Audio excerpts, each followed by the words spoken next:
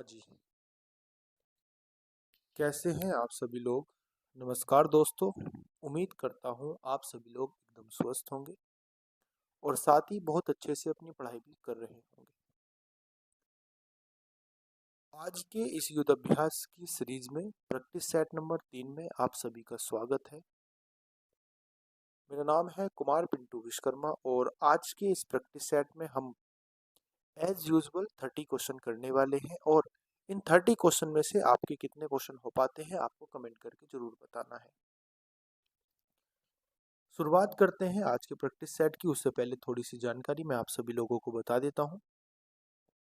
UP triple SC जो हमारा लेखपाल का एग्जाम होता है दोस्तों, उस लेखपाल के एग्जाम के नोटिफिकेशन आपको कल देखने को मिल गया था। मैंने काफ़ी सारी चीज़ें एनालाइज करके आपको कि कितने परसेंटाइल आपको स्कोर चाहिए होता है जिससे आप पैट में कितने परसेंटाइल आपको स्कोर चाहिए जिससे आप लेखपाल के एग्ज़ाम में मेंस के एग्ज़ाम में एलिजिबल हो पाए। वो सारी चीज़ मैंने आपको टेलीग्राम चैनल पे बता दी है। तो आप लोग, अगर आप लोगों को वो जानकारी अभी तक नहीं मिली तो आप लोग टेलीग्राम चैनल से जुड़ सकते हैं। ये नीचे टेलीग्राम चैनल का ही नाम दिया हुआ है और डिस्क्रिप्शन बॉक्स में मैं उसका लिंक भी डलवा दूंगा, वहां से भी आप उसको ऐड कर सकते हैं। दूसरी बात, एक थोड़ी सी इन्फॉर्मेशन ये भी है, हालांकि आप लोगों को पता भी चल गया होगा कि जैसे लेखपाल में हमें ट्रिपल सी का क्या चाहिए होता था, सर्टिफिकेट चाहिए होता था। तो इस बार वो सर्टिफिकेट हमें नहीं चाहिए, यानी कि इस बार लेखपाल के एग्ज़ाम देने के लिए किसी को भी, अगर किसी के पास ट्रिपल सी का सर्टिफिकेट नहीं है तो वो भी क्या है, अपने एग्ज़ाम देने के लिए एलिजिबल है। ये थी थोड़ी सी जानकारी जो मैंने ऑलरेडी आपको टेलीग्राम चैनल पे बता दी थी, क्योंकि मैंने इस पर कोई वीडियो नहीं बनाई थी और मुझे नहीं लगता कि हर एक अ, जो जानकारी है वो आपको वीडियो के माध्यम से दी जाए। आपको टेलीग्राम चैनल से अगर आप जुड़े हुए हो तो वहाँ पे आपको डेली बेसिस पे करंट अफेयर की चीज़ें जो न्यूज़ में चलती हैं, चाहे वो नेशनल हो चाहे वो इंटरनेशनल हो, वो भी आपको जानकारी प्रोवाइड कराई दी जाती है। जो करंट अफेयर होते हैं आपके इम्पोर्टेंट, और साथ में आपको जो भी वैकेंसीज आती हैं उसका नोटिफिकेशन, उसकी जानकारी, जो उसके नोटिफिकेशन के अंदर इम्पोर्टेंट जानकारी है वो सब आपको दे दी जाती है। तो आप लोग टेलीग्राम चैनल से जुड़ जाना, जिसका लिंक आपको डिस्क्रिप्शन बॉक्स में मिल जाएगा। अब बात करते हैं अपने युद्ध अभ्यास के प्रैक्टिस सेट नंबर 3 की। आज के इस प्रैक्टिस सेट में आपको थोड़ा सा लेवल अप दिखेगा, कुछ क्वेश्चंस का लेवल मैंने बढ़ाया है, क्योंकि हम क्या करते हैं, धीरे धीरे अपने लेवल को बढ़ा के चलते हैं और जैसे ही हमारा एग्जाम नजदीक आएगा तो आप देखोगे कि इस लेवल के क्वेश्चंस हम करने लगेंगे, ताकि आपके जो एग्जाम में आने वाले क्वेश्चन है वो आपको बहुत ही आसानी तरीके से लगे।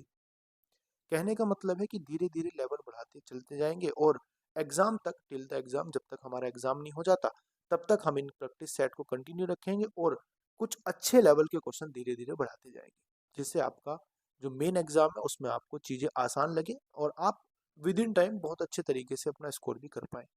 तो इस प्रैक्टिस सेट में आप सभी का स्वागत है। प्रैक्टिस सेट नंबर 3 है। मैं आप सभी लोगों से रिक्वेस्ट करूंगा कि आप सभी लोग वीडियो को लाइक कर देना, वीडियो को शेयर कर देना और अगर नए आए हो तो चैनल को भी सब्सक्राइब कर लेना।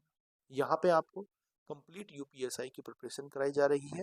यूपीएसआई के मैथ्स के सेगमेंट की आपकी कंप्लीट प्रिपरेशन कराई जा रही है। साथ में आपको जो डेली बेसिस पे टारगेट सीरीज हमारी चल रही है, 100 डेज टारगेट सीरीज, वो भी आपको डेली बेसिस पे कराई जा रही है, जिसका ग्रुप बना हुआ है टेलीग्राम पे, जिसमें आप 125 के आसपास लोग जुड़े हुए हैं। 125 लोग उसमें अब तक जुड़ चुके हैं दोस्तों। वहाँ पे आप जुड़ सकते हैं और वहाँ पे आपको डेली टारगेट दिया जाता है। वो 100 डेज की हमारी सीरीज है। आप उसको अभी भी ज्वाइन कर सकते हैं। उसमें कोई ऐसी, ना तो आपको वहाँ पे कोई फी जमा करनी, कुछ भी आपको वहाँ पे पेड प्रमोशन कुछ नहीं है। आपको फ्री ऑफ कॉस्ट सारी की सारी चीज़ें प्रोवाइड कराई जा रही हैं। तो अगर आप अपने सिलेक्शन के लिए थोड़े से भी सीरियस हैं तो मैं चाहता हूं कि आप उस टारगेट सीरीज को ज्वाइन करें।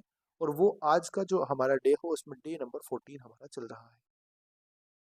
डे नंबर 14 हमारा उसमें चल रहा है और अब आप उसको ज्वाइन कर सकते हैं और पीछे के जो टारगेट्स हैं वो भी आपको दिए हुए हैं, तो आप डेली बेसिस पे उनको भी धीरे धीरे कंप्लीट कर सकते हैं, जिसका लिंक मैं आपको डिस्क्रिप्शन बॉक्स में दे दूंगा, आप उसको भी ज्वाइन कर सकते हैं।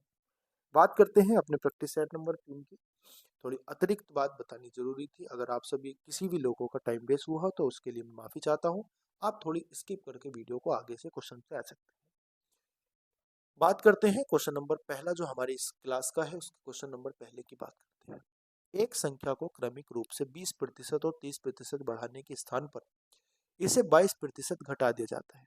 परिणामी मान आवश्यक सही मान का कितना प्रतिशत है, ये आपको बताना है। देखो ध्यान से समझेंगे, जो संख्या दी हुई है हमें, उसको हमें 20% और 30% बढ़ाना था। उसकी बजाय हमने क्या कर दिया, उसको घटा दिया। तो बढ़ाने के हिसाब से तो हमें दिया हुआ था कि हमें क्वेश्चन के हिसाब से वो संख्या क्या करनी थी, बढ़ानी थी 20% और 30% क्रमांकित रूप से, लेकिन हमने 22% घटा दी। तो जो उसका एक्चुअल मान आना था और जो अब उसका मान आया है, उसमें वो जो अब मान प्रमाणिक मान है वो एक्चुअल मान का कितने परसेंट है, ये आपको क्वेश्चन में पूछा गया है। तो देखो ध्यान से समझेंगे, अगर क्रमिक रूप से मुझे 20% संख्या और 30% बढ़ानी है, तो इसका सक्सेसिव आप लगा दीजिए। 20 प्लस 30 हो जाएगा, प्लस आपके पास ये कितना हो जाएगा, 100 कितना हो जाएगा, ये हो जाएगा आपके पास 3 दूनी 6, 600 हो जाएगा, 600 बटे 100 आपके पास हो जाएगा। यहाँ से आपके पास जो निकल के आएगा वो निकल के आएगा दोस्तों 56%। यानी संख्या को 56% क्या करना था, बढ़ाना था।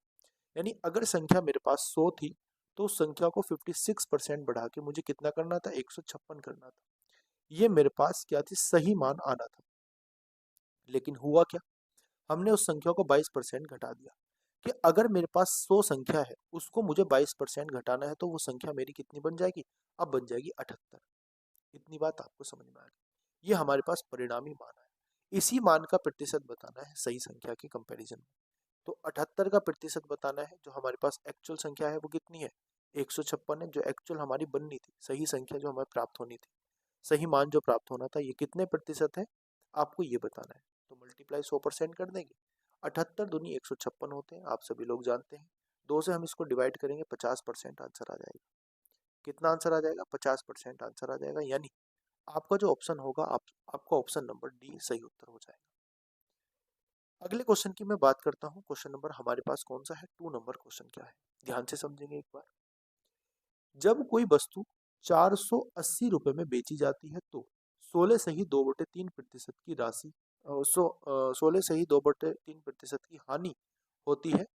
8 सही 1/3% का लाभ कमाने के लिए इसे कितने कीमत पे बेचा जाएगा, आपको ये बताना है। 16 से ही 2/3% की फ्रैक्शन वैल्यू आप सभी लोग जानते हैं 1/6 होती है। यानी अगर 6 रुपए की वस्तु है, तो उस पर हानि कितने की हुई, 1 की हानि हुई, 5 में वो बिकी होगी। दूसरी बात, 8 से ही 1/3% की फ्रैक्शन वैल्यू कितनी होती है, 1/12 होती है। यानी अगर वस्तु 12 रुपए की थी, तो वो लाभ कमाने के बाद, 1 रुपए का लाभ कमाने के बाद 13 रुपए में बिकी होगी। अब एक चीज यहाँ से आप इसको बहुत आसानी से क्या कर सकते हो, ऑप्शन से ही इसको आप सोल्व कर सकते हो। कैसे करोगे, ध्यान से समझो। देखो हमें लाभ कमाना है, और लाभ कमाने के बाद जो वस्तु बेची जाएगी वो 13 यूनिट पे बेची जाएगी। इसका मतलब क्या है कि जो भी हमारा आंसर होगा वो 13 का मल्टीपल होगा। भाई अगर 12 रुपए की वस्तु थी, 13 पे बेचने के बाद हमें 8 से ही 1/3% का लाभ हो रहा है। यानी जो भी आंसर हमारा होगा वो 13 का मल्टीपल होगा, अवश्य है ये। आप देख लीजिए 13 का मल्टीपल कौन सा है, ये 62, यानी कि 620 है, ये भी 13 का मल्टीपल नहीं है। ये 600 कितना है, 624 से देखो, 13 चौका 52 हो जाए, 13 अट्ठे 104, ये आंसर हो जाएगा हमारा। ये भी 13 का मल्टीपल नहीं है और ये भी 13 का मल्टीपल नहीं है। तो जो आंसर होगा वो 13 का मल्टीपल हमारा आंसर हो जाएगा। दूसरी बात, ये तो आपकी शॉर्ट ट्रिक थी कैसे आपको करना था। लेकिन दूसरा मेथड क्या है, जो बेसिक मेथड से अगर आप जाओगे तो कैसे करोगे, ध्यान से समझो। हमारे पास 16 से ही 2/3% की हानि के बाद संख्या 480 रुपए में बेची जाती है। इसका मतलब क्या है कि अगर 6 रुपए की वस्तु है, उसको एक हानि करने के बाद 5 रुपए में बेचा जाता है। यानी मैं कह सकता हूं कि जो मेरे पास 5 यूनिट का मान है वो कितना है, वो है 480। यहाँ से अगर मैं 1 यूनिट का मान निकालना चाहूँ तो कितना हो जाएगा बोलो, ये बोलोगे आप 9, यानी कि कितना हो जाएगा, हमारे पास हो जाएगा 96। इतनी बात समझ में आ गई। और अगर मुझे 6 यूनिट का मान निकालना है, 6 यूनिट का मान निकालूंगा तो ये कितना निकल के आएगा बोलो, ये निकल के आएगा भैया हमारे पास सीपी। कितना आएगा, ये सीपी निकल के आएगा। भाई 6 यूनिट हमारे पास सीपी तो निकल के आएगा, तो ये सीपी हो जाएगा हमारे पास। तो सीपी बराबर कितना हो जाएगा, देखो 6 से मल्टीप्लाई करने के 6 छंग 36 का 6 हो जाएगा, और 6 नम 54, 54 और 3 कितना हो जाएगा, आप बोलोगे भैया 57 हो जाएगा। यानी 576 क्या हो जाएगा हमारे पास सीपी। अब इसी सीपी को मुझे 8 सही 1/3% के लाभ पर बेचना है। तो देखो ध्यान देंगे, अगर 8 सही 1/3% के लाभ का मतलब है कि 12 रुपए की वस्तु 13 रुपए में बेची जानी है। 12 क्या हो जाएगा, इसका सीपी हो जाएगा। अगर 12 सीपी हो जाएगा तो सीधी सी बात है कि जो 56,576 है वो मेरे पास 12 यूनिट की वैल्यू है। समझ में आ गई बात आपको? 12 यूनिट की वैल्यू क्या है? 12 यूनिट की वैल्यू 576 है। आपको बतानी 13 यूनिट की वैल्यू, तो आप इसको 12 से डिवाइड कर देंगे और 13 से इसकी मल्टीप्लाई कर देंगे, तो आपके पास आंसर आ जाएगा कितना? आपके पास आंसर आ जाएगा 624। आपके पास आंसर हो जाएगा 624। ये इसका बेसिक मेथड था, आप बेसिक मेथड से अगर करना चाहें तो। दूसरी बात, हमने आपको शॉर्टकट मेथड इसका बता ही दिया है। शॉर्टकट मेथड से मैंने आपको पहले ही बता दिया कि जो भी आंसर होगा वो 13 का मल्टीपल होगा। अगले क्वेश्चन पे आते हैं। क्वेश्चन नंबर हमारे पास है 3 नंबर क्वेश्चन क्या कहना चाह रहा है, ध्यान से एक बार समझने की कोशिश करेंगे। एक वस्तु को 2200 रुपए में बेचने पर 10% का लाभ होता है। यदि इस वस्तु को 2600 रुपए में बेचा जाता है तो लाभ प्रतिशत बताना। अगर 10% का लाभ होता है तो इसका मतलब सीधा सीधा क्या है, वस्तु 11 रुपए में बेची जा रही होगी। अगर 10 रुपए की वस्तु है 11 रुपए में बेची जा रही होगी, तो 11 यूनिट का मान कितना हो जाएगा बोलो? 11 यूनिट का मान हो जाएगा भैया 2200। यानी अगर 11 यूनिट का मान 2200 हो जाएगा तो हमारे पास 10 यूनिट का मान कितना आ जाएगा? आप बोलोगे भैया 2000 आ जाएगा। यानी 2000 क्या हो जाएगा, इस वस्तु का सीपी हो जाएगा। और अब इस वस्तु को 2600 रुपए में बेचा जा रहा है। 2600 रुपए में बेचा जा रहा है यानी कि ये सेलिंग प्राइस हो जाएगा। तो मुझे बताओ प्रॉफिट कितना आएगा? आप बोलोगे भैया 600 रुपए आएगा। और 2000 रुपए इसका सीपी था, मल्टीप्लाई क्या हो जाएगा 100%, कितना आंसर आ जाएगा? आप बोलोगे भैया आंसर आ जाएगा आपका 30%। यानी 30% क्या हो जाएगा, प्रॉफिट हो जाएगा 30%। आंसर हो जाएगा डी ऑप्शन। सीजीएल मेंस का क्वेश्चन था और कितना आसान था आप देख रहे होंगे। अगले क्वेश्चन की मैं बात करता हूँ। क्वेश्चन नंबर मेरे पास है 4। ध्यान से समझेंगे क्वेश्चन को, और बहुत बहुत अच्छा क्वेश्चन है, एक बार आप ध्यान से समझेंगे। सीआरपीएफ एचसीएम में आया हुआ है, हेड कांस्टेबल मिनिस्ट्रियल में, जो आपके बहुत अच्छा पेपर आता है हेड कांस्टेबल मिनिस्ट्रियल का। आप देख रहे होंगे अभी जो आप देखोगे, अगर सीआईएसएफ हेड मिनिस्ट्रियल कांस्टेबल का जो भी पेपर होगा, एचसीएम का, सीआरपीएफ का एचसीएम का जो पेपर होते हैं, ये बहुत अच्छे लेवल के क्वेश्चन पूछे जाते हैं इसमें। आप ये क्वेश्चन देखो और आपको अंदाजा लग जाएगा कि हाँ कुछ लेवल है क्वेश्चन का। एक वस्तु का अंकित मूल्य 2000 रुपये 20,000 रुपये है। मैं मान लेता हूँ एक वस्तु का जो अंकित मूल्य वो 20,000 रुपये है। ठीक है, इस वस्तु पे 3 लगातार छूट के बाद ये वस्तु 10,166 रुपए की बेची जाती है। अगर वस्तु पे कितने प्रतिशत की छूट दी जाती है? 3 लगातार छूट दी जाती है, उसमें 3 छूट है तुम्हारे पास 35%, 15% और एक छूट जो है वो आपको बतानी है। तो इसको करने के 2-3 तरीके हैं। मैं आपको एक इजी मेथड बताता हूँ। सबसे पहले आपको सीरीज मेथड से करना है। कैसे करोगे? आप मुझे बताओ 35% का अगर आप क्या कर दोगे, डिस्काउंट दे दोगे, तो इसका मतलब क्या हो जाएगा? इसका मतलब हो जाएगा कि वस्तु 13/20 रुपए में बिक जाएगी। समझ में आ गई बात? 35% की फ्रैक्शन वैल्यू कितनी होती है? 35% की फ्रैक्शन वैल्यू होती है 7/20। और 7 का नुकसान हो रहा है किस पे? 7 की छूट दे दी जा रही है 20 पे, यानी कि 13/20 में बिकेगी। उसके बाद 15% की छूट, 15% की फ्रैक्शन वैल्यू होती है 3/20। इसका मतलब क्या हो जाएगा कि 17/20 में क्या हो जाएगी, वस्तु बिकेगी। उसके बाद मैं मान लेता हूँ x% की छूट दी गई और 100 पे दी गई, मान लीजिए। अब x% पे बेचा गया 100 पे, जो छूट देने के बाद, अब ये छूट देने के बाद जो वस्तु बेची गई वो 10,166 रुपए में बेची। आप यहाँ से x का मान निकाल लीजिए, आपका आंसर आ जाएगा। ये 2 जीरो है मेरे पास, ये 2 जीरो कट जाएंगे, ये 2 जीरो है, ये 2 जीरो कट जाएंगे। समझ में आ गई बात? 13 से काटो, कितनी बार कटेगा देखो। 13 अट्ठे 104 होते हैं और 13 सत्ते 91 होते हैं। आपके पास 10 बचेगा। 13 अट्ठे 104, 13 दूनी 26 हो जाएगा। 17 से काटो, 17 से काटेंगे कितना बार कटेगा? 17 से काटेंगे, 17 पंजे 85 होते हैं और 17 चौका 68 होते हैं। 17 चौका 68 और 17 छक्का 102, 46 बार कट जाएगा। और 2 से मैं काटूंगा, कितनी बार कटेगा? 23 बार कट जाएगा। और ये 23 की मल्टीप्लाई 2 और 2 4 से कर दूंगा, तो एक्स की वैल्यू कितनी आ जाएगी? 23 जो कितने होते हैं? 92 होते हैं। यानी अब वस्तु 92% पे बिकेगी। और अगर 100 रुपए की वस्तु 92% पे बिकेगी तो उसकी तीसरी जो छूट हो जाएगी दोस्तों, तीसरा जो उसका डिस्काउंट हो जाएगा वो कितना हो जाएगा? वो तीसरा डिस्काउंट इसका हो जाएगा कितने परसेंट का? 8% का डिस्काउंट हो जाएगा। बोलो इतनी बात समझ में आ गई। 8% का डिस्काउंट हो जाएगा, यानी कि सी ऑप्शन आपका। हाँ जी। क्वेश्चन नंबर 5 पे आते हैं। क्वेश्चन नंबर 5 क्या है, ध्यान से समझेंगे। अर्चना ने 24 जनवरी 2012 को एक बैंक में 8 सही 3/4% वार्षिक साधारण ब्याज पर 78,000 लिया और इसे 18 जून 2012 को वापस चुका दिया। अर्चना द्वारा भुगतान की गई कुल राशि आपको बतानी कितनी होगी, निकटतम बतानी, निकटतम पूर्णांक में कितनी बतानी। ध्यान से समझेंगे क्वेश्चन को, थोड़ा कैलकुलेटिव है लेकिन आपको ध्यान से समझना है। आप मुझे बताओ, 24 जनवरी की बात हो रही है, जनवरी में कितने दिन होते हैं? आप बोलोगे भैया 31 दिन होते हैं, और 31 दिन में आपके पास 24 दिन ये आ गए, तो बचे कितने दिन? 7 दिन तो उसने जनवरी के प्लस, अब क्योंकि देखो 2012 है यानी कि लीप ईयर है, तो लीप ईयर में फरवरी कितने दिन का होता है? आप बोलोगे भैया 31 दिन का, 29 दिन का होता है, तो ये आपके पास 29 दिन यहाँ आ जाएंगे प्लस। उसके बाद फरवरी के बाद आपके पास आ जाएगा मार्च, मार्च के कितने दिन आप लेंगे यहाँ पे? 31 दिन। उसके बाद अप्रैल के कितने दिन हो जाएंगे? अप्रैल के कितने दिन हो जाएंगे? आपके पास 30 दिन हो जाएंगे।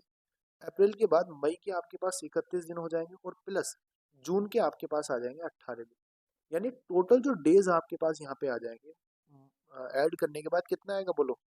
देखो 9 और 1 10, और 10 और 8 हो जाएगा, ये 8 और 8 16 का 6 आ जाएगा,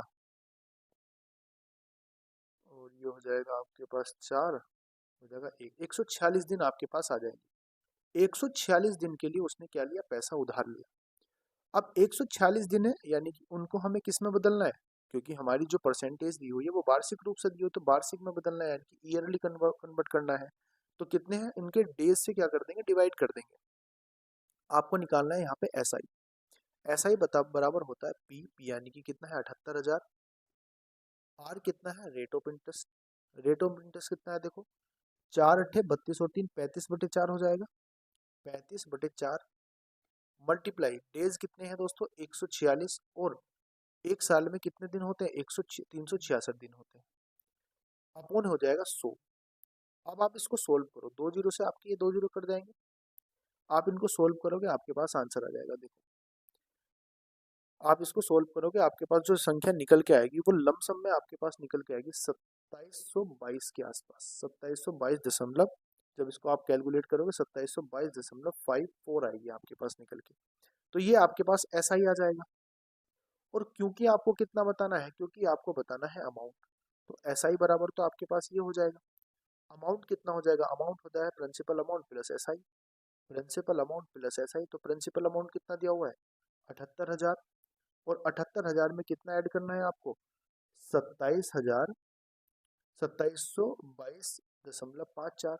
तो लमसम में जो इसका आंसर निकल के आएगा दोस्तों, वो कितना निकल के आएगा? देखो 2 के बाद 3 आना चाहिए, अगर 54 है तो इसका मतलब हम 3 लेंगे, तो 3 लेंगे तो इसका आंसर जो निकल के आएगा आपके पास वो हो जाएगा 28, यानी कि 80,723 आपके पास सही उत्तर हो जाएगा। 80,723 आपका क्या आ जाएगा? वो आ जाएगा अमाउंट। थोड़ा कैलकुलेटिव था लेकिन आसान था, और ऐसे ही कैलकुलेटिव क्वेश्चन आपके देखने को मिलेंगे पेपर में। कॉन्सेप्ट उनका आसान रहेगा लेकिन।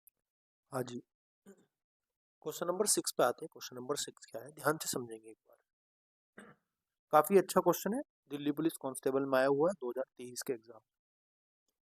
एक साहूकार 4% प्रति वर्ष की दर पर पैसा उधार लेता है और वर्ष के अंत में ब्याज का भुगतान करता है। वह इसे 8% प्रति वर्ष के चक्रवृद्धि ब्याज पर उधार देता है, जो अर्धवार्षिक रूप से संयोजित है, और वर्ष के अंत में ब्याज प्राप्त करता है।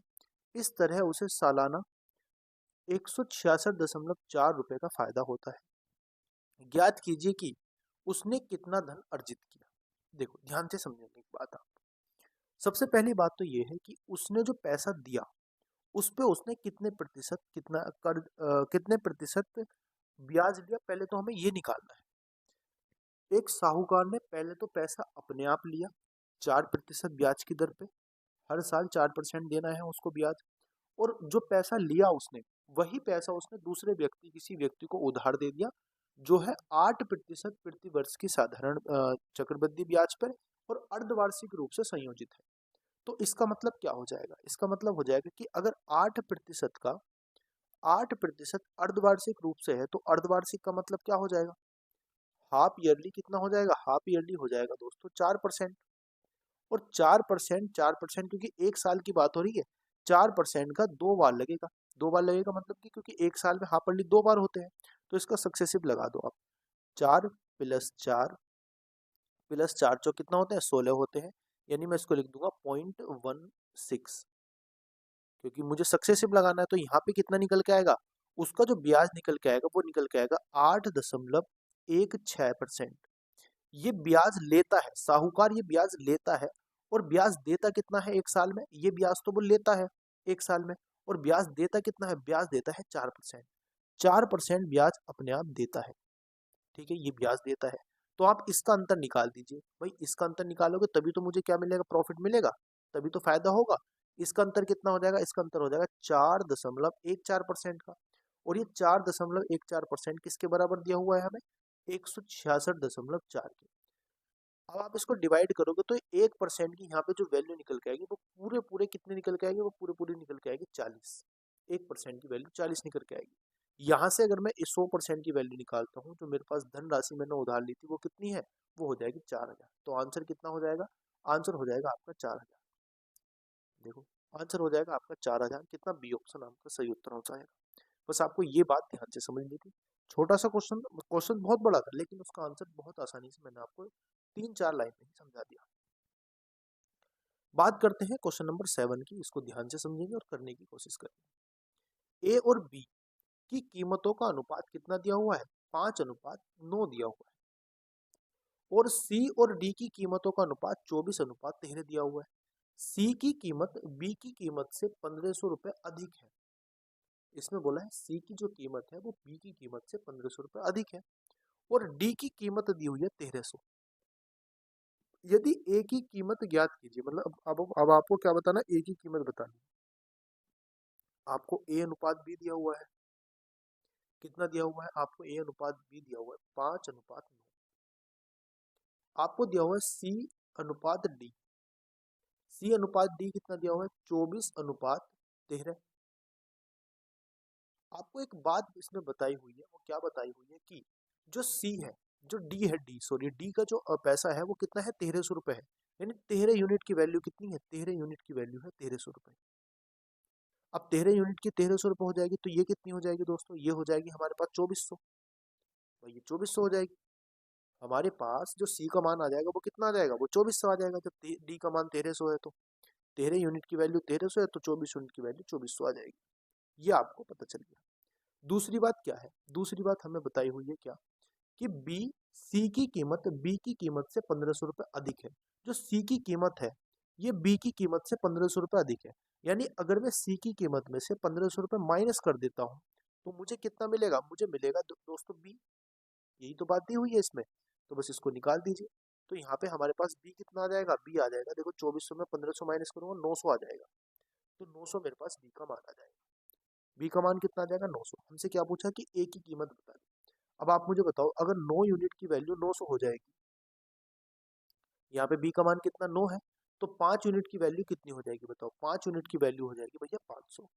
5 यूनिट की वैल्यू कितनी हो जाएगी? 5 यूनिट की वैल्यू हो जाएगी 500। तो आंसर कितना आ जाएगा इसका? इसका आंसर आ जाएगा 500। इसका आंसर आ जाएगा 500, यानी कि डी ऑप्शन सही उत्तर हो जाएगा। अगले क्वेश्चन पे आते हैं। क्वेश्चन नंबर हमारे पास है 9। क्वेश्चन नंबर 9 हमारे पास क्या कहना चाह रहा है? ध्यान से समझिए। 3 लड़कों की औसत आयु 25 वर्ष है और उनकी आयु का अनुपात 3:4:7 दिया हुआ है। सबसे छोटे लड़के की आयु बतानी कितनी होगी? आयु का अनुपात कितना दिया हुआ है? 3:5:7 दिया हुआ है। मैं आयु मान लेता हूँ 3x, और क्योंकि इनका औसत 25 दिया हुआ है तो मैं डायरेक्ट औसत निकाल देता हूँ। 3x + 5x + 7x बटे कितना हो जाएगा? बटे हो जाएगा 3, और बराबर किसके हो जाएगा? 25 के बराबर हो जाएगा। यहाँ से आप x की वैल्यू निकाल दें, 15x/3 हो जाएगा। 15x/3 का मतलब 5x हो जाएगा। 5x बराबर आपके पास 25 आ जाएगा। तो x की वैल्यू आपके पास कितनी आ जाएगी? x की वैल्यू आ जाएगी आपके पास 5।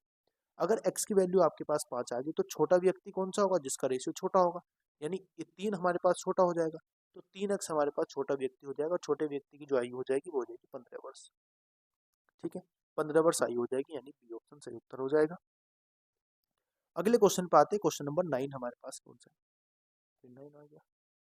अच्छा, जो क्वेश्चन नंबर 7 था, 7 के बाद 9 आया, फिर 9, यानी कि 7 जो क्वेश्चन नंबर 9 था, अभी जो पीछे 9 था वो क्वेश्चन नंबर 8 था। आप उसको 8 कर लीजिए, आप इसको 8 कर लीजिए, 8। ये क्वेश्चन नंबर आपके पास 8 हो जाएगा। माफी चाहूंगा दोस्तों, इसमें थोड़ी सी गड़बड़ हमसे हुई है काउंटिंग में, तो ये क्वेश्चन नंबर आपका 8 है। ठीक है, अगले क्वेश्चन पे आओ। क्वेश्चन नंबर हमारे पास 9 क्या है, इसको ध्यान से समझना है आपको। एक परिवार में एक पिता, एक माता, एक पुत्र है, जिनकी वर्तमान आयु का अनुपात 8:5:2 है, और पिता की वर्तमान आयु 38 वर्ष है। आपको बताना है 3 वर्ष पश्चात परिवार की औसत आयु। बहुत आसानी से बता सकते हो, बहुत आसानी से बता सकते हो। ठीक है, कर सकते हो आराम से। क्वेश्चन नंबर 9 का आंसर आपको बताना है कमेंट सेक्शन में। बिल्कुल सेम क्वेश्चन है जैसे हमने पीछे किया। आपको दिया हुआ है क्वेश्चन नंबर 10। देखो, किसी व्यापार में ए और बी के निवेश का अनुपात 14:15 है, और वर्ष के अंत में उनका लाभ का अनुपात 2:3 है। यदि ए 3 महीने के लिए राशि का निवेश करता है, तो बी कितने महीने के लिए राशि का निवेश करता है, ये बताना। सीजीएल 2019 के टायर 2 में आया हुआ क्वेश्चन, मेंस का क्वेश्चन है। ध्यान से आपको समझना है। आप इसका आंसर बहुत आसानी से कर दोगे। कैसे कर दोगे? आप बोलोगे भैया 14×3 = 42 होते हैं, 3 से कट जाएगा ये 5 बार, तो 5 आ गया। तो यहाँ पे 14 की जगह 7 को 14 की जगह 2 आने के लिए क्या करना पड़ेगा? इसको 7 से डिवाइड करना पड़ेगा, और 7 से डिवाइड करने का मतलब इसका आंसर 7 आ जाएगा। कैसे आएगा देखो समझाता हूँ। जो निवेश की गई राशि है, जो निवेश की गई राशि है दोस्तों, निवेश की गई राशि, उसमें मल्टीप्लाई होती है समय की, तब जाके हमारे पास जो वो बनता है, रेशियो बनता है, वो बनता है लाभ का। इतनी बात समझ में आ गई? अब देखो, निवेश की गई राशि 14 है, कितने वर्ष के लिए निवेश की गई है बताओ? ये निवेश की गई है हमारे पास कितने वर्ष के लिए? ये निवेश की गई 3 वर्ष के लिए। अनुपात सॉरी बटे, ये 15 यूनिट राशि है, और ये कितने वर्ष के लिए निवेश की गई ये हमें बताना है। मान लीजिए x वर्ष के लिए निवेश की गई है, और जब ये मल्टीप्लाई होके क्या बनाएगा? ये मल्टीप्लाई होके बनाएगा 5:2:5। 2:5 क्या हो जाएगा? लाभ का अनुपात। बस इसको सोल्व कर लीजिए, आपका आंसर आ जाएगा। देखो, ये 5 से कितनी बार कट जाएगा? 3 बार कट जाएगा। और ये 3 से कितनी बार कट जाएगा? 3। ये 2 से कट जाएगा 7 बार। तो x की वैल्यू कितनी आ जाएगी? x की वैल्यू आ जाएगी 7। x की वैल्यू कितनी आ जाएगी? 7 बार, 7 महीने। तो 7 महीने हमारा आंसर आ गया। इजी था, मेंस का था। देखो ध्यान से समझो। अगले क्वेश्चन की बात है। क्वेश्चन नंबर हमारे पास है 11। एक बर्तन में द्रव ए और द्रव बी का अनुपात 4:9 है।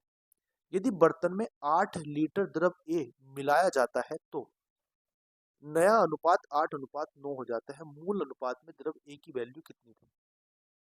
मूल अनुपात ए की वैल्यू कितनी थी ये आपको बतानी है। 4 यूनिट की वैल्यू 8 है, तो 8 ही थी हमारी बस। सिंपल है ना? देखो कैसे भाई, पहले कितना अनुपात था? 4:9। पहले अनुपात 4:9 हुआ। अब जो नया अनुपात आ जाता है वो 8:9 आ जाता है। आप मुझे बताओ, ये ए है और ये बी है, चेंज किस में किया है इन्होंने? चेंज जो किया है इसमें ए में चेंज किया है, यानी जो अनुपात बढ़ना चाहिए वो ए बढ़ना चाहिए। बी तो स्थिर रहना चाहिए, तो बी यहाँ पे स्थिर है। और ए बढ़ा कितना? हमारे हिसाब से तो 4 यूनिट बढ़ा, यानी ये 4 यूनिट की जो वैल्यू हो जाएगी, 4 यूनिट, इस 4 यूनिट का मान किसके बराबर आ जाएगा? इस 4 यूनिट का मान हो जाएगा 8 लीटर के बराबर। भाई 8 लीटर ही तो है, 4 यूनिट का मान 8 लीटर के बराबर। तो स्टार्टिंग में ए की कितनी मात्रा थी ये बताओ? स्टार्टिंग में भी तो ए की 8 यूनिट, 4 यूनिट मात्रा थी, तो 4 यूनिट की वैल्यू फिर भी 8 आ जाएगी। तो आंसर तब कितना हो जाएगा? आंसर 8 लीटर हो जाएगा। आंसर हो जाएगा आपका 8 लीटर, यानी सी ऑप्शन। अगले क्वेश्चन पे आता हूँ। क्वेश्चन नंबर हमारे पास है 12। प्राकृतिक 45 प्रथम 45 प्राकृतिक संख्याओं के वर्गों का योग आपको बताना। वर्गों के का औसत आपको बताना क्या होगा।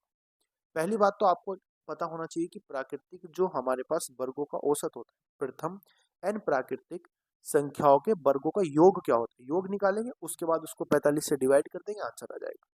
योग का फॉर्मूला होता है दोस्तों, वर्गों के प्रथम n प्राकृतिक संख्याओं के वर्गों का योग का फॉर्मूला होता है n+1 इंटू 2n+1/6। ये आपके पास वर्गों का क्या होता है? ये आपके पास वर्गों का सम होता है।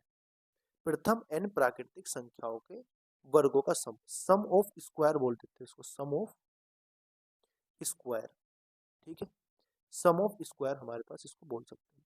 समझ में आ गई बात। अब आपको n की वैल्यू क्या रखी हुई है यहाँ पे, आप बस ये निकाल दीजिए। n बराबर आपके पास 45 दिया हुआ है, n बराबर आपके पास 45 दिया हुआ है। अगर ऐसा भी तो हो सकता है कि अगर मैं इसको n से डिवाइड कर दूं, देखो ये तो सम आ जाएगा, सम फिर मैं इसको n से डिवाइड करूंगा जितने नंबर है, तो मेरे पास जो निकल के आएगा वो निकल के आएगा औसत, ये निकल के आ जाएगा औसत। और औसत कितना हो जाएगा, औसत डायरेक्ट मैं आपको बता सकता हूँ, औसत आ जाएगा n+1 इंटू 2n+1/6, ये आंसर आ जाएगा। बस यहाँ पे n की वैल्यू रख दो, आंसर आ जाएगा।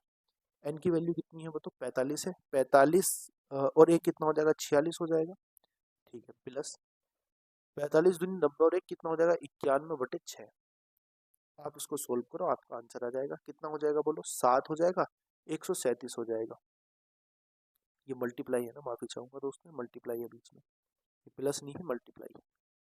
कितना है ये, मल्टीप्लाई, तो आप किसकी मल्टीप्लाई करनी है, आंसर आ जाएगा आपका। देखो ध्यान से समझो इसको, आंसर जो भी आपका बनेगा वो ध्यान से आपको समझना है,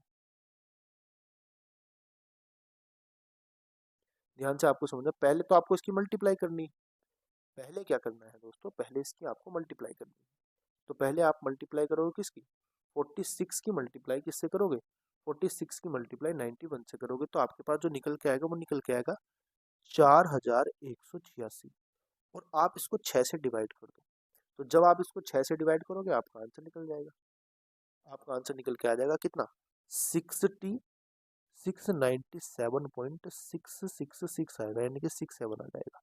तो आंसर हो जाएगा 697.67, 697.67, यानी सी ऑप्शन आपका सही उत्तर हो जाएगा। अगले क्वेश्चन की मैं बात करता हूँ, देखो 13वें नंबर क्वेश्चन है, 50 और 76 के बीच आने वाली अभाज्य संख्याओं का औसत बताना, बता सकते हो। पहले आपको 50 से 76 के बीच अभाज्य संख्या निकालनी है, फिर उनका सम करना है, सम को डिवाइड कर देना है किससे, सम को डिवाइड कर देना है उसके नंबर, कितने संख्या निकल जाएगी उससे, तो इसको भी आप आराम से कर सकते हो, ठीक है दोस्तों। अगले क्वेश्चन, हाँ जी, क्वेश्चन नंबर 14 की मैं बात करता हूँ। 14 नंबर क्वेश्चन क्या कहना चाह रहा है, ध्यान से समझेंगे। एक्स किसी कार्य को 14 दिनों में पूरा कर सकता है, ठीक है, एक्स किसी कार्य को कितने दिनों में पूरा कर सकता है, 14 दिनों में पूरा कर सकता है। वाई उस कार्य को कितने दिनों में पूरा कर सकता है दोस्तों, 28 दिनों में पूरा कर सकता है। और ये दो नहीं है, ये दो नहीं है दोस्तों, ये जेड है, जेड, जेड उस कार्य को 42 दिनों में पूरा कर सकता है, जेड इस कार्य को 42 दिनों में पूरा कर सकता है। जेड कितने दिनों में, 42 दिनों में पूरा कर सकता है।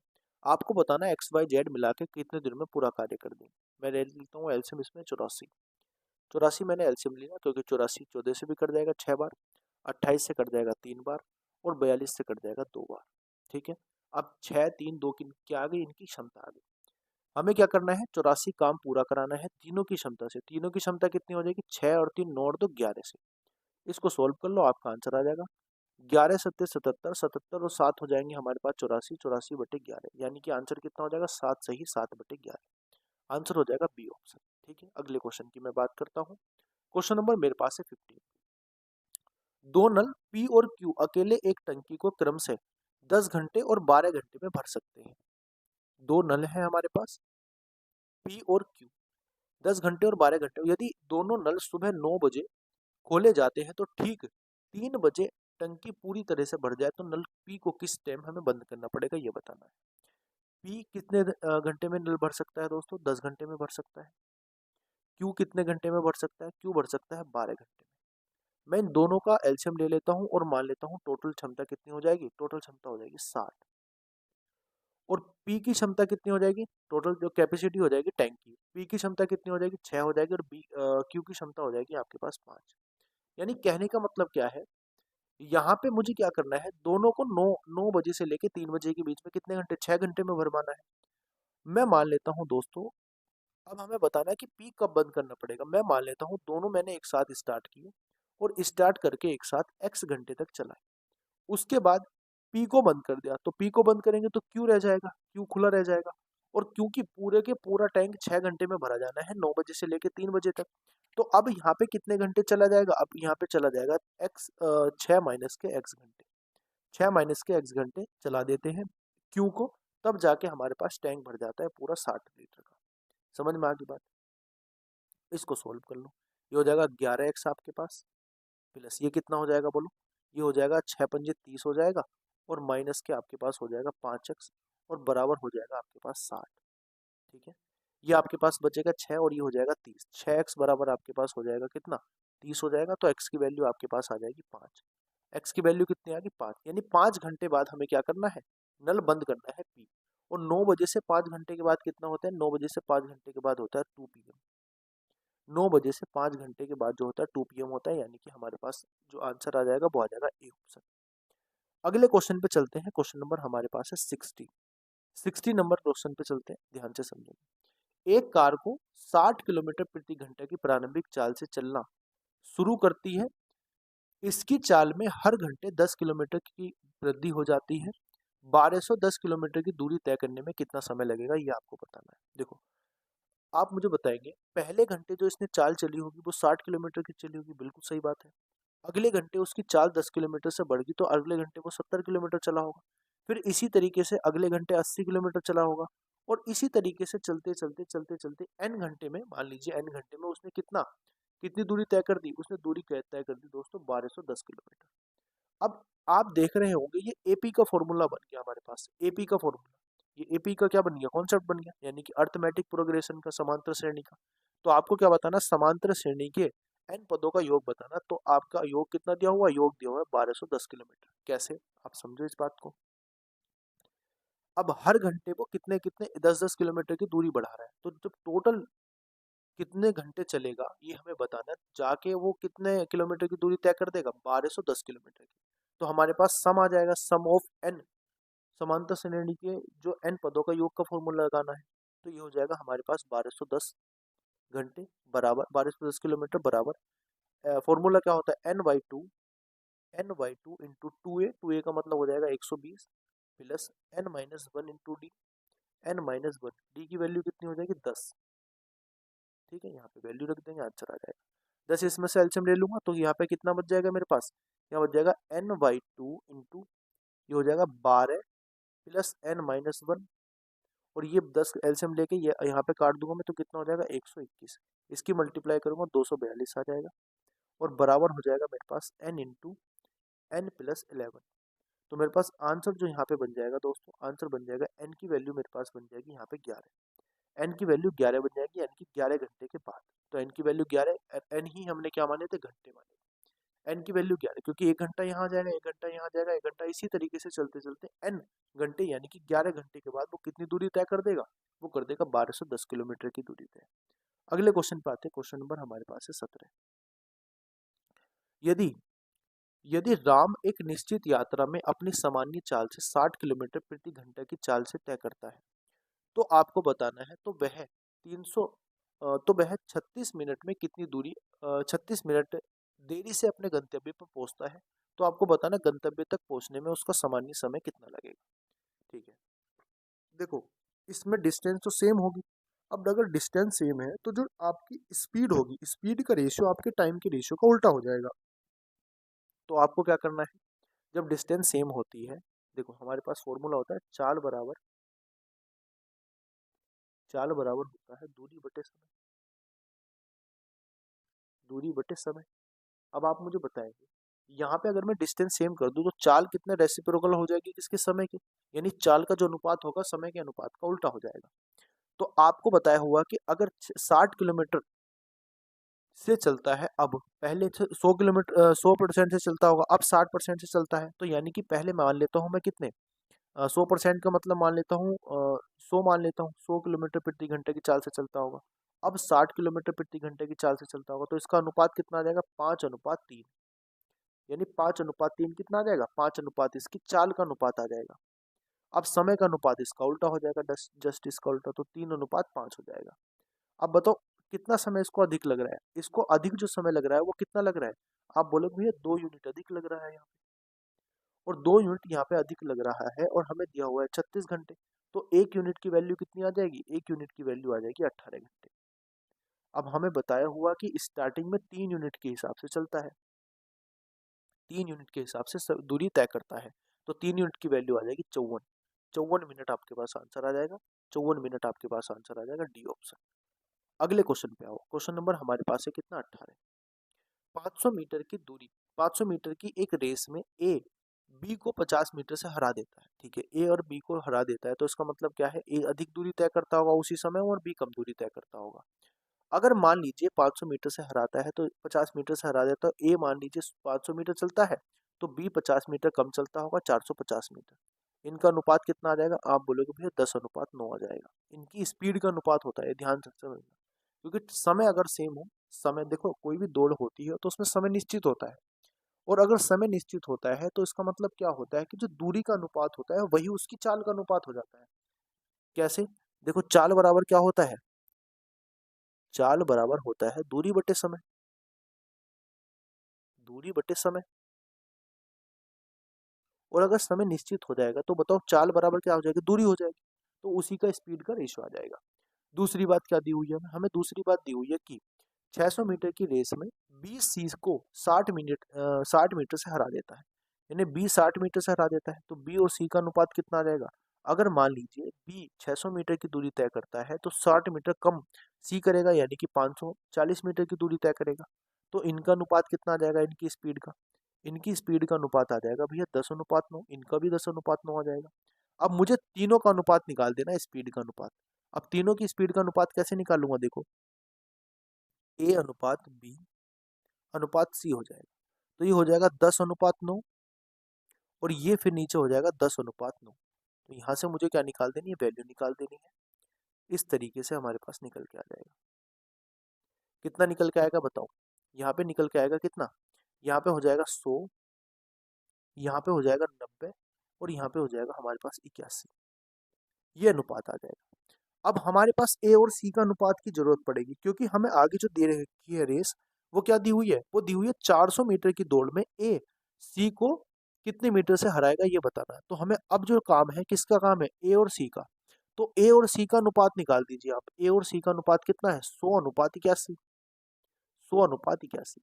अब हमें 400 मीटर की रेस करानी है, 400 मीटर की रेस करानी है तो इसको 400 मीटर बनाओ, तो 4 से इसकी मल्टीप्लाई करनी पड़ेगी, तो ये हो जाएगा 400, और 4 से इसकी भी मल्टीप्लाई करनी पड़ेगी, ये कितना हो जाएगा, मल्टीप्लाई 4, 4 ही कम 4, 4 थे 32, यानी कि 324 आ जाएगा। अब ये इनकी चाल का अनुपात आ गया। अगर अगर ए जो है दोस्तों, ए 400 मीटर दूरी तय करता है तो सी 324 मीटर की दूरी तय करता है, तो मुझे बताओ सी कितने मीटर से हार जाएगा। आप बोलोगे भैया 76 मीटर से हार जाएगा, 76 मीटर से क्या कर जाएगा, हार जाएगा। अगले क्वेश्चन पे आते हैं। क्वेश्चन, हाँ जी, हम बात करते हैं क्वेश्चन नंबर 19 की। 19 नंबर क्वेश्चन पढ़ो एक बार और करने की कोशिश करो। ट्रेन ए को 36 किलोमीटर प्रति घंटा की चाल से विपरीत दिशा में चल रही 300 मीटर लंबी ट्रेन बी को पार करने में 15 सेकंड का समय लगता है। इसके अलावा ट्रेन ए को 500 मीटर लंबी एक स्थिर ट्रेन सी, स्थिर ट्रेन है सी, को पार करने में 30 सेकंड का समय लगता है। ट्रेन ए की लंबाई आपको बतानी क्या होगी। ठीक है, मैं मान लेता हूँ ट्रेन ए जो मेरे पास है उसकी लंबाई होगी एल ए। मान लेते हैं अपनी तरफ से ट्रेन ए की जो लंबाई होगी वो एल ए होगी। दूसरी बात, अगर मैं बात करता हूँ यहाँ पे जो ए को समय लगता है, ध्यान से समझेंगे, जो बी ट्रेन है उसकी चाल है 36 किलोमीटर प्रति घंटा। तो आप यहाँ पे निकाल लीजिए बी की जो चाल हो जाएगी, बी की चाल, बी की जो स्पीड हो जाएगी वो कितनी हो जाएगी, बी की स्पीड हो जाएगी 36 × 5/18। 36 × 5/18 का मतलब हो जाएगा 10 मीटर पर सेकंड इसकी स्पीड हो जाएगी। इतनी बात आपको समझ में आ गई। दूसरी बात, बी की जो लंबाई है, ट्रेन बी की जो लंबाई है वो है 300 मीटर, और ट्रेन सी की जो लंबाई है वो है 500 मीटर। अब ध्यान से समझेंगे, ट्रेन सी है और सी को पार करने में ट्रेन ए 30 सेकंड का समय लेती है। अब जब ट्रेन सी को पार करने में अगर 30 सेकंड का समय लेती है तो इसका मतलब क्या है कि एल ए यानी कि वो अपनी दूरी भी तय करेगी और प्लस ट्रेन सी की दूरी भी तय करेगी 500 मीटर की। और कितना समय लेती है, समय लेती है दोस्तों 30 सेकंड। तो मैं इसको लिख सकता हूँ 30 सेकंड, और बराबर क्या हो जाएगा मेरे पास, क्योंकि ट्रेन सी स्थिर है और ट्रेन ए ही चल रही है, तो यहाँ पे स्पीड हो जाएगी ए की, ये स्पीड हो जाएगी ए की। ये बात समझ में आ गई आपको। दूसरी बात, जब वो ट्रेन सी को पार करता है, ट्रेन बी को पार करता है, तो ट्रेन ए की लंबाई प्लस ट्रेन बी की लंबाई को पार करता होगा। ट्रेन बी की लंबाई कितनी दी हुई है हमें? 300 दी हुई है। तो हम यहाँ पे क्या लिख देंगे? 300 लिख देंगे दोस्तों। उसके बाद अब देखो यहाँ पे स्पीड क्या आएगी, यहाँ पे जो स्पीड आपकी आएगी वो स्पीड आपकी आएगी दोस्तों किसकी? वो स्पीड आएगी क्योंकि ट्रेन ए भी चल रही है और ट्रेन बी भी चल रही है, दोनों विपरीत दिशा में चले, तो किस किस की स्पीड आएगी? ट्रेन ए की स्पीड मान लेता हूँ एस ए, और प्लस ट्रेन बी की स्पीड मान लेता हूँ 10 सेकेंड, 10 मीटर पर सेकेंड हमें दी हुई है, और बराबर क्या हो जाएगा? बराबर हो जाएगा 15 सेकेंड में पार करता है। इतनी बात आपको समझ में आ गई। दो इक्वेशन आपके पास है, दो वेरिएबल है, यहाँ से आप वैल्यू निकाल सकते हैं। ध्यान से समझेंगे एक बात। मैं मान लेता हूँ इसको, मैं इसको मान लेता हूँ कि ट्रेन जो मेरे पास एल ए प्लस 500 बटे 30 बराबर क्या हो जाएगा? ये एस ए है। ऐसे ही ये वाली इक्वेशन को हम लिख लेते हैं, एल ए प्लस 300 बटे हमारे पास क्या हो जाएगा? 15, और बराबर हो जाएगा, देखो एस ए की वैल्यू रख देता हूँ मैं। एस ए की वैल्यू कितनी हो जाएगी? एल ए प्लस 500 बटे 30, और इन ये प्लस में कितना हो जाएगा? प्लस में हो जाएगा 10। और आप मुझे बताएंगे, देखो इसको मैं डिवाइड कर दूंगा यहाँ पे, नहीं ये डिवाइड नहीं होगा, माफी चाहूंगा, ये डिवाइड नहीं होगा क्योंकि इधर जाके मल्टीप्लाई में हो जाएगा। तो इसको जब हम सॉल्व करेंगे तो हमारे पास जो आंसर निकल के आएगा एल ए का, वो क्या निकल के आएगा? देखो ये 30 की मल्टीप्लाई इधर कर देंगे, कितना हो जाएगा? 300 हो जाएगा, 300 और 500 हो जाएगा 800। तो इसको हम लिख सकते हैं कितना? एल ए प्लस 300 बराबर हो जाएगा हमारे पास एल ए प्लस कितना हो जाएगा? 800 हो जाएगा कि नहीं हो जाएगा बोलो? ये 800 हो जाएगा, 300 हो जाएगा और 300 800 हो जाएगा, 800 बटे 30 हो जाएगा, 800 बटे 30। ये हो जाएगा 15। इससे काट देंगे दो बार, इधर मल्टीप्लाई करेंगे कितना हो जाएगा? मैं इधर इधर लिख देता हूँ दोस्तों इसको, है ना, थोड़ी इधर लिख देता हूँ, तो इसको ये हो जाएगा हमारे पास 2LA प्लस 600 बराबर आपके पास आ जाएगा कितना? LA plus 800। तो यहाँ पे आप वैल्यू निकालेंगे किसकी? LA की। तो LA बराबर आपके पास आ जाएगा 200। LA बराबर आपके पास आ जाएगा 200, यानी कि जो ट्रेन ए है उसकी लंबाई हो जाएगी 200 मीटर। समझ में आ गई बात? आगे चलते हैं अगले क्वेश्चन की। थोड़ा अच्छा क्वेश्चन था, आपको समझ में आ गया होगा उम्मीद करता हूँ। क्वेश्चन नंबर 20 की बात करते हैं। क्वेश्चन नंबर 20 क्या है? शांत जल में एक नाव की चाल 5 सही 1/3 किलोमीटर प्रति घंटा है। 5 सही 1/3 किलोमीटर शांत जल की मान है, शांत जल की बात है। शांत जल का मतलब हो जाएगा एक्स की चाल। एक्स बराबर, एक्स की वैल्यू जो हो जाएगी हमारे पास कितनी? 3 5 15 और 1 16/3 हो जाएगी, 16/3 हो जाएगी। ठीक है। यह पाया जाता है कि नाव को धारा की विपरीत दिशा में एक निश्चित दूरी तय करने में लगने वाला समय धारा की दिशा में लगने वाली धारा की दिशा में वही दूरी तय करने में लगने वाला समय का 3 गुना है। मैं मान लेता हूँ डिस्टेंस है हमारे पास s, वो s दूरी तय करता है धारा की दिशा में और धारा की विपरीत दिशा में। जब धारा की विपरीत दिशा में जाता होगा तो x यानी कि 16/3 हो जाएगा। 16/3 माइनस की y, 16/3 16/3 माइनस के y हो जाएगा। इतनी दूरी, अब इतनी दूरी ये समय आ जाएगा, देखो डिस्टेंस अपॉन टाइम आ जाएगा। डिस्टेंस हम किलोमीटर में मान लेते हैं, ये भी हमें किलोमीटर में है, तो डिस्टेंस अपॉन टाइम आ जाएगा। ये जो समय लगता है दोस्तों, ये किसका 3 गुना लगता है? इसने बोला ना, यह पाया जाता है कि नाव को धारा की विपरीत दिशा में एक निश्चित दूरी तय करने में लगने वाला समय धारा की दिशा में वही दूरी तय करने में लगने वाले समय का 3 गुना है। तो वही दूरी तय कर रहा है धारा की दिशा में, धारा की दिशा में, यानी कि 16/3 प्लस के बाई, 16/3 प्लस बाई हो जाएगा यहाँ पे। और इसमें जो समय लगेगा उसका 3 गुना है, 16/3 प्लस बाई, और इसका कितना है? 3 गुना। तो मैं इसकी 3 से मल्टीप्लाई कर दूंगा और इसके बराबर आ जाएगा। देखो एस से एस कट जाएगा, यहाँ पे हम मल्टीप्लाई करेंगे कितना आएगा बोलो? ये हो जाएगा हमारे पास कितना? ये हो जाएगा 3/16 माइनस 3 बाई, बराबर, ये 3 ऊपर है तो 3 ऊपर जाके 9 बन जाएगा, और ये हो जाएगा आपके पास 16 प्लस 3 बाई। ये कट जाएगा 3 से 3 बार। इधर आप सोल्व कर देंगे, कितना आ जाएगा, ये हो जाएगा 16 प्लस 3 इज इक्वल टू हो जाएगा आपके पास 16 तिया माइनस कितना हो जाएगा 9 बाई।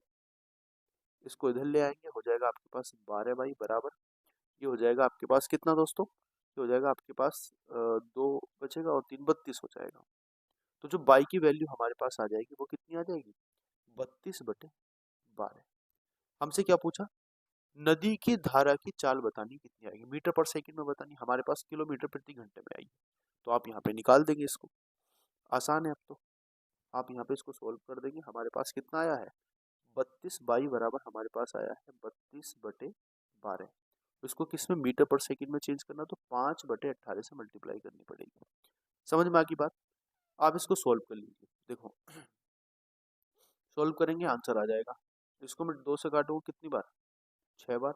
इसको मैं 2 से काटूंगा 9 बार, और इसको 4 से काट दूंगा मैं कितनी बार दोस्तों, ये 4 से कट जाएगा मेरा 8 बार, और ये 2 से कट जाएगा मेरा 4 बार, और 2 से ये कट जाएगा कितनी बार, ये 2 से कट जाएगा 3 बार। तो हमारे पास कितना आ जाएगा 20/27। बाई की वैल्यू कितनी आ जाएगी 20/27। तो 20/27 आंसर आ जाएगा, 20/27 हमारा आंसर आ जाएगा, यानी सी ऑप्शन हमारा सही उत्तर हो जाएगा।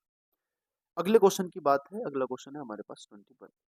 ध्यान से समझिए, बिल्कुल सेम क्वेश्चन मैंने आपको कल कराया था, बिल्कुल ऐसा ही क्वेश्चन था, वो भी टायर 2 में आया हुआ था, बिल्कुल सेम क्वेश्चन था। उम्मीद करूंगा कि आप इसको समझ गए होंगे। देखो 3 की पावर कितनी है 24 है, और 24 3 का साइक्लिसिटी क्या होती है, 3 की साइक्लिसिटी ही हमारे पास कितनी होती है 4 होती है। 3 की जो साइक्लिसिटी होती है वो कितनी होती है, वो 4 होती है। और जो 4 साइक्लिसिटी होती है दोस्तों 3 की, उसी को 3 की साइक्लिसिटी का मतलब क्या होता है, साइक्लिसिटी का मतलब होता है कि जो 3 संख्या है, जो 3 है वो अपनी घात कितनी संख्या के बाद रिपीट करता है। तो जो 3 होता है वो अपनी घात कितनी संख्या के बाद रिपीट करता है, 4 घात संख्या के बाद, 4 घात के बाद रिपीट करता है अपना यूनिट डिजिट। 3 की घात अगर 4 होती है तो वो अपना यूनिट डिजिट क्या करता है, रिपीट करता है। तो यहाँ पे 4 का मल्टीपल है, तो मैं इसको क्या लिख सकता हूँ, इसको लिख सकता हूँ 3 की पावर 4, लिख सकता हूँ आसानी से। साइक्लिसिटी का मतलब होता है कि कोई भी संख्या अपनी घात, सॉरी अपना यूनिट डिजिट कितनी घात के बाद रिपीट करता है। ऐसे ये हो जाएगा माइनस। आप देखो 7 की साइक्लिसिटी भी कितनी होती है, 7 की साइक्लिसिटी भी 4 होती है। अब इसमें 4 से डिवाइड करूंगा तो 36 बार जाएगा, 2 बच जाएगा, तो यानी कि 7 की पावर 2 यहाँ पे बच जाएगा। समझ में आ रही है बात। उसके बाद उसके बाद प्लस कर देंगे। अब देखो 6 की पावर अगर कितना है, कुछ भी हो, अगर 6 की पावर कुछ भी हो, उसका यूनिट डिजिट हमेशा 6 आता है। आप इसको सोल्व कर लेंगे, आंसर आ जाएगा। 3 की घात 7 का मतलब होता है दोस्तों कितना, 3 की घात 4 का मतलब क्या होता है, आप मुझे ये बताएंगे। 3 की घात 4 का मतलब होता है 81, और 81 का यूनिट डिजिट आएगा 1। माइनस 7 का मतलब होता है 49, 49 का यूनिट डिजिट आएगा कितना 9, और प्लस हो जाएगा आपके पास 6। देखो 6 और 1 कितना हो जाएगा 7, 7 में से 9 जाएंगे, माइनस के 2 बचेगा, और माइनस के 2 जब बचेगा हम इसमें क्या करते हैं, कैरी जो होता है हमारे पास 10, 10 इसमें जोड़ देते हैं, या तो 10 जोड़ देते हैं या 10 में से घटा दें। तो आंसर कितना आ जाएगा, आंसर आ जाएगा हमारे पास 8। यूनिट डिजिट कितना आ जाएगा हमारे पास, यूनिट डिजिट आ जाएगा हमारे पास 8, यानी कि आंसर हो जाएगा ए ऑप्शन। समझ में आ गई बात। अगले क्वेश्चन पे चलते हैं, क्वेश्चन नंबर हमारे पास है 22 नंबर पे चलते हैं। एक्स स्क्वायर माइनस के 8x प्लस के 15, x square minus 5x plus के 6 का एलसीएम आपको बताना है। एलसीएम क्या होता है, लघुत्तम समावर्तक, यानी कि जो भी संख्या दी गई संख्या को कंप्लीटली डिवाइड कर दे। देखो हाँ, जो संख्या एलसीएम होता है वह संख्या जो दी गई संख्या से कंप्लीटली डिवाइड हो जाए।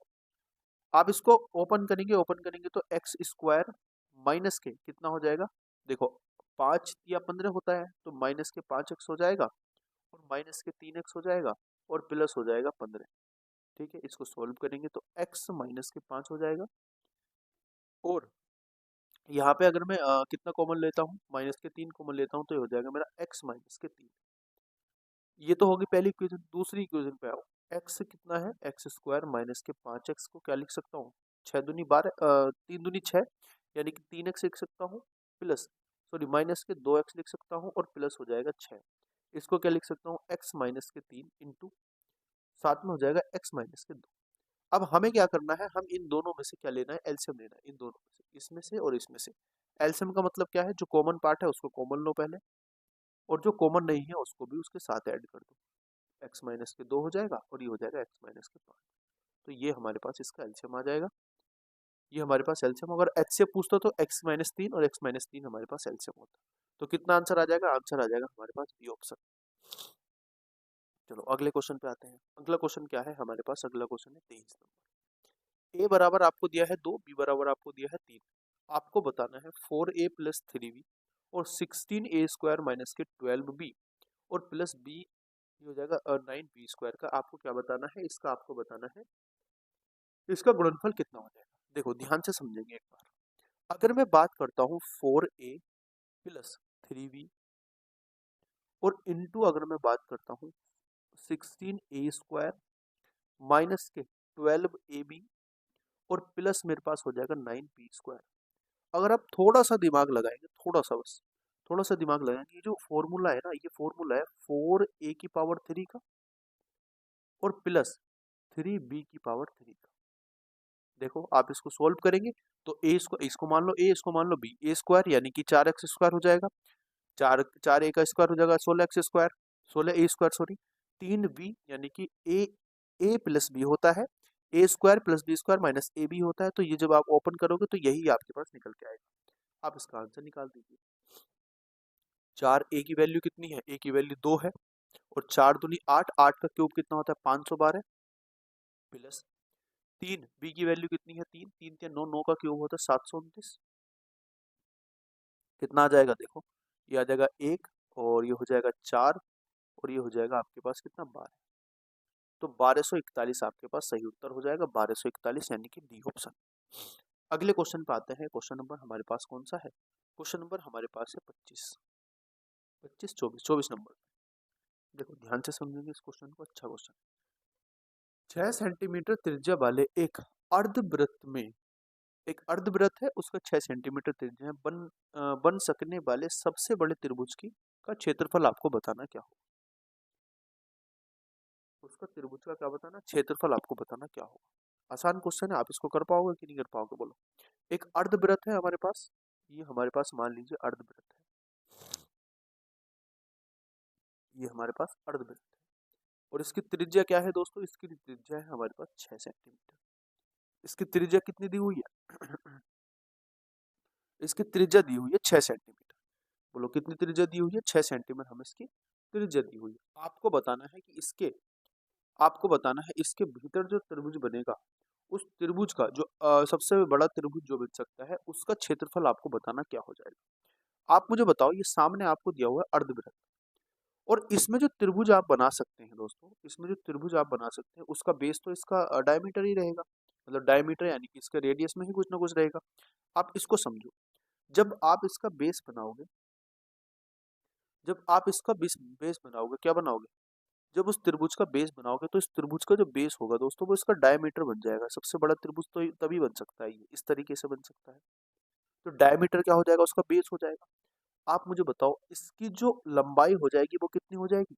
इस त्रिभुज की लंबाई हो जाएगी इस वृत्त की त्रिज्या, त्रिज्या बन जाएगी ना। और इसका बेस क्या हो जाएगा? इसका बेस हो जाएगा इसका डायमीटर। बस इसको सॉल्व कर दीजिए आप, आंसर आपके पास आ जाएगा। कैसे? देखो ये त्रिभुज बन जाएगा हमारे पास, तो हो जाएगा 1/2 बेस इंटू बेस कितना है इसका? डायमीटर, और 6 सेंटीमीटर त्रिज्या है तो बेस कितना हो जाएगा? 12 मल्टीप्लाई त्रिज्या इसकी ऊंचाई हो जाएगी यानी कि 6 हो जाएगा। आप इसको सोल्व करेंगे तो आपके पास आंसर आएगा 36 सेंटीमीटर स्क्वायर। 36 सेंटीमीटर स्क्वायर यानी कि डी ऑप्शन आपके पास सही उत्तर हो जाएगा। बहुत आसान क्वेश्चन था, आपने ध्यान से समझा होगा तो आप कर पाए। अगले क्वेश्चन पे आओ। क्वेश्चन नंबर हमारे पास है 25।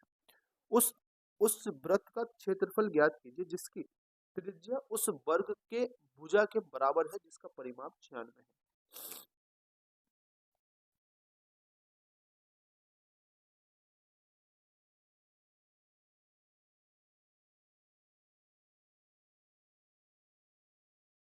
ठीक है जी।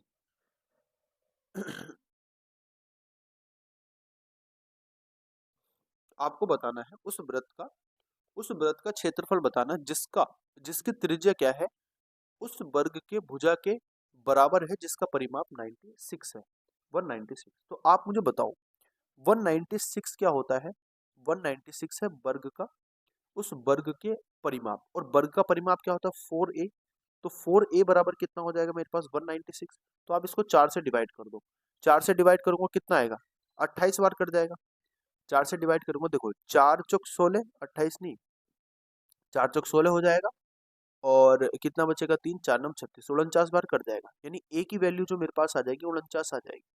और 49 क्या है, अगर a की वैल्यू 49 है तो इसका मतलब क्या हो जाएगा, उस जो वृत्त है हमारे पास उसकी त्रिज्या हमारे पास कितनी हो जाएगी 49 हो जाएगी।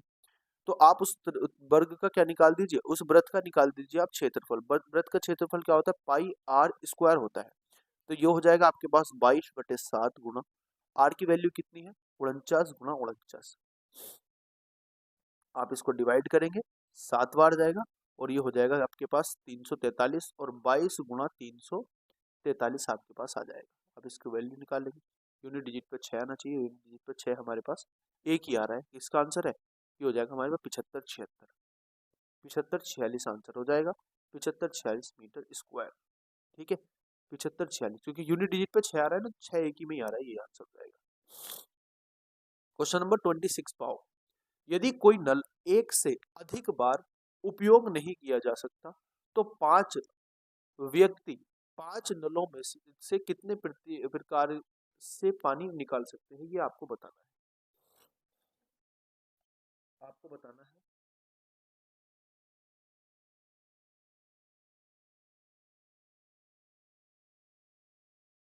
आपको बताना है जी, यदि कोई नल यदि कोई नल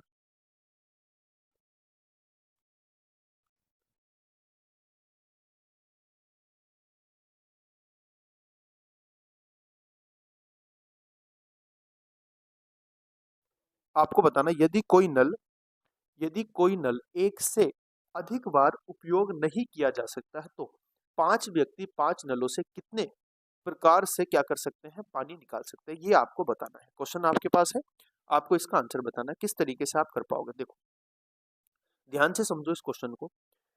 अगर पहले आदमी की मैं बात करता हूँ अगर मैं पहले आदमी की बात करता हूँ तो पहला आदमी जो है दोस्तों, पहले आदमी की अगर मैं बात करता हूँ तो पहला आदमी कितनी बार निकाल सकता है, पहले आदमी के पास पांच ऑप्शन है। तो पहला आदमी कितनी बार कितने नलों से पानी निकाल सकता है, पांच नलों से निकाल सकता है। उसके बाद उसके बाद जो दूसरा आदमी होगा उसके पास केवल और केवल चार ऑप्शन होंगे, क्योंकि एक नल को दोबारा यूज नहीं कर सकते। उसके बाद जो तीसरा व्यक्ति होगा उसके पास तीन ऑप्शन होंगे। उसके बाद जो चौथा व्यक्ति होगा उसके पास दो ऑप्शन होंगे, और पांचवें व्यक्ति के पास मान एक ऑप्शन होगा। आप इन सब की मल्टीप्लाई कर दीजिए, आंसर आपके पास आ जाएगा कितना, 4×5 = 20, 20 से 60, 60×2 120 आंसर आ जाएगा। 120 क्या हो जाएंगे 120 आंसर आ जाएगा हमारे पास ए ऑप्शन। ठीक है, 120 आपके पास ऑप्शन ए उत्तर हो जाएगा। अगले क्वेश्चन की मैं बात करता हूँ, यदि क्वांट शब्द हमें दिया हुआ है। हाँ, क्वांट शब्द के अक्षरों को कितने तरीके से व्यवस्थित किया जा सकता है, ये आपको बताना है। दोबारा की अनुमति नहीं है, यानी कि उस शब्द को दोबारा हम यूज नहीं कर सकते। तो सीधा सा तरीका है इसका, तो बहुत आसान तरीका है। कितने वर्ड है 1 2 3 4 5 6, तो फैक्टोरियल 6 तरीके से यूज हो सकता है। और फैक्टोरियल 6 का मतलब होता है 720। फैक्टोरियल 6 का मतलब कितना होता है 720, यानी कि आंसर कितना हो जाएगा सी ऑप्शन। आंसर कितना हो जाएगा सी ऑप्शन।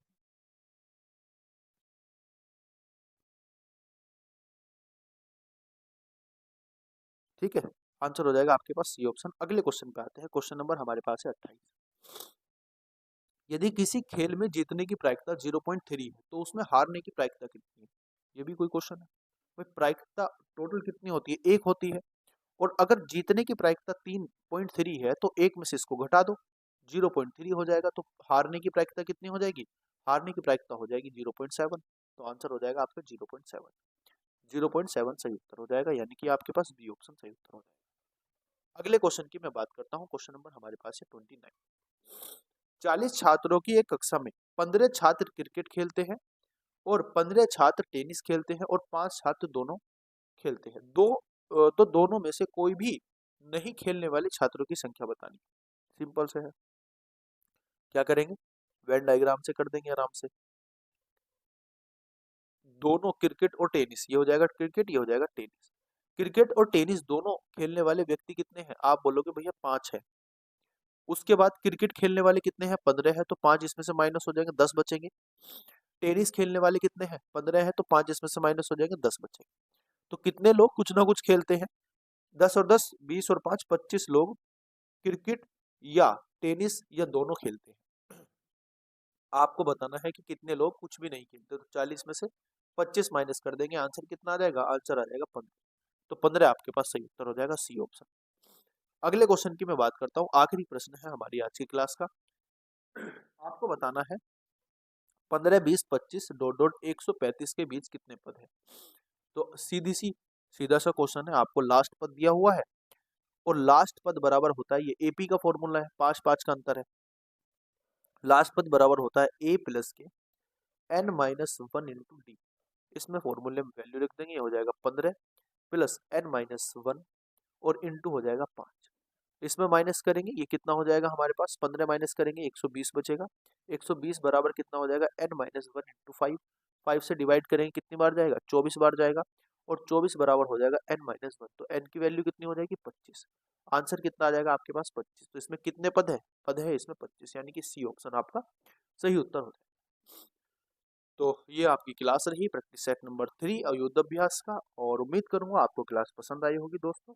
तो वीडियो को लाइक कर देना, वीडियो को शेयर कर देना, और अगर नए आए हो तो चैनल को भी सब्सक्राइब कर लेना। इसकी पीडीएफ आपको टेलीग्राम चैनल पे मैथ्स 247 पे मिल जाएगी, यहाँ पे आप इसको ज्वाइन कर सकते हैं। इसका लिंक आपको डिस्क्रिप्शन बॉक्स में मिल जाएगा।